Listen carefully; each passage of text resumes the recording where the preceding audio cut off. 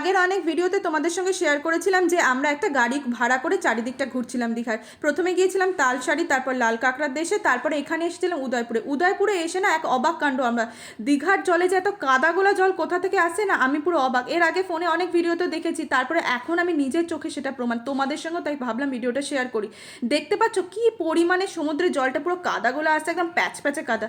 যাই হোক, কোথা থেকে আসছে তো বুঝতে পারিনি। ওখান থেকে চলে গিয়েছিলাম আমরা উড়িষ্যা বর্ডারটা পার করে চন্দনেশ্বরের মন্দির দর্শন করতে। এই মন্দিরটা নাকি খুব জাগ্রত, তাই ভাবলাম একবার দর্শন করে আসি। ওখান থেকে মন্দির দর্শন করে আর এক ত্রিশূলের দর্শন তো দেখে আমি পুরো অবাক, এত বড় ত্রিশূল এর আগে আমি দেখিনি। তারপর ওখান থেকে চলে গিয়েছিলাম কাজু বাগান, মানে কাজু ক্ষেত দেখতে।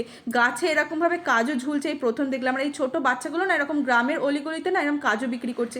এই ফলগুলো নাকি খেতে টক মিষ্টি লাগে। ওখান থেকে চলে গিয়েছিলাম শ্রীকৃষ্ণের একটা মন্দির দেখতে, এই যে শ্রী চৈতন্য মহাপ্রভুর মন্দির। ভিতরে ওরা কোনো ভিডিও করতে দিচ্ছিল না, তাই পারিনি। নেক্সট ভিডিওতে তোমাদের আরও শেয়ার করবো।